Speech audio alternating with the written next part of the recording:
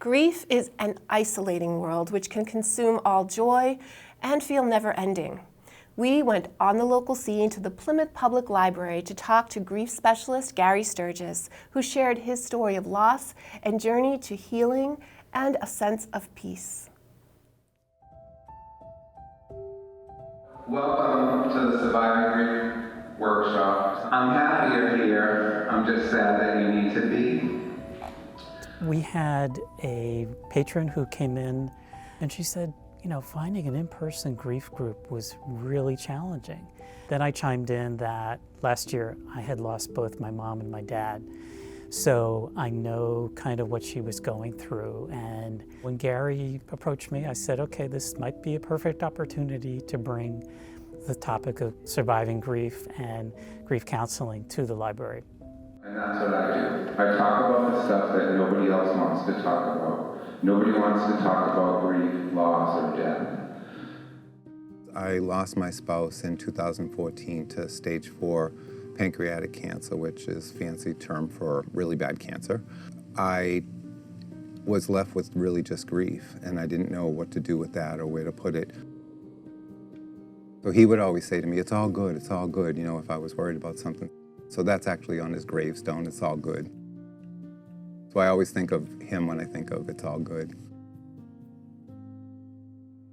When he died, I felt like the loneliness was so intense. And I always say that a future with only sadness and sorrow in it is a pretty grim prospect. And I think that it's important to tell your story, tell it over and over again. And what the problem is, and I call it like the time after the casserole stopped coming.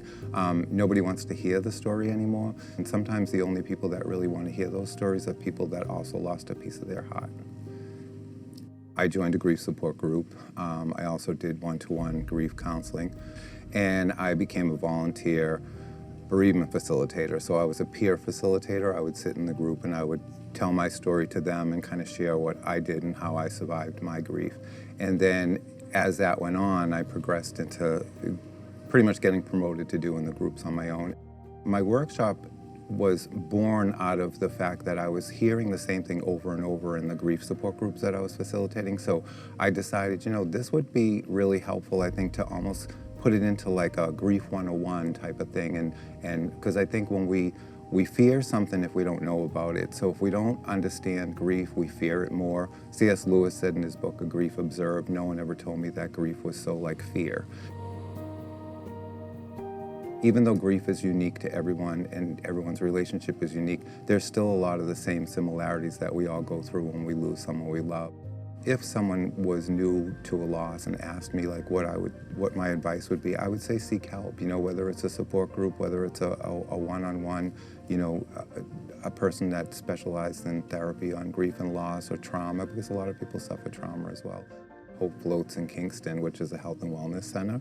They do everything from grief support groups. I do my workshops there. They have guest speakers that come in. They have yoga classes. They have a kids club. Just a lot of great resources there. I also always tell people definitely, again, seek a specialist in grief counseling or even read books. I have a book called Surviving Grief 365 Days a Year. So you read one daily reflection for every day of the year. I also have Coping with Grief During the Holidays workshop. The thing about holidays when you're grieving is usually the anticipation of the day is actually worse than the actual day. So when the day comes, you realize that this day pretty much sucks just like all the other days do.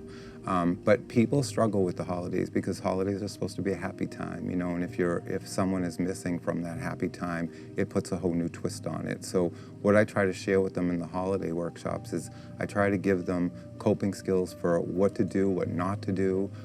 It's all about what's going to bring you comfort. I always tell people if they remember one thing from my workshop, it's if someone asks you to do something, ask yourself this question: is doing this going to make me feel better, or is doing this going to make me feel worse? And that will usually help you through whatever you're doing, including the holidays.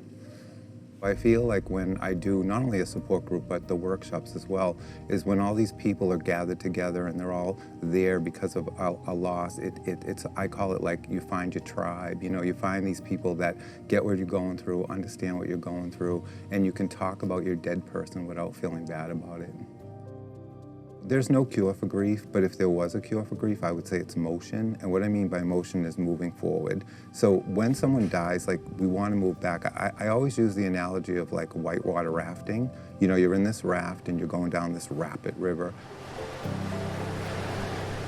What do you do if you fall out of that raft? What's the procedure to do? Well, your gut instinct is to struggle. I gotta get back. I'm getting pulled down.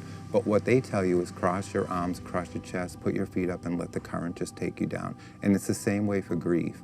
You know, if you start trying to go back, you're gonna get stuck. So the only way to get through the grief and to get through the pain is to work through it. And I call it the grief work. And to do the grief work, that's how you move forward from the loss. It's motion. It's that forward motion. If you are living in grief and could use support, Hope Floats Healing and Wellness Center in Kingston, where Gary is a support group facilitator, is here for you at hopefloatswellness.org.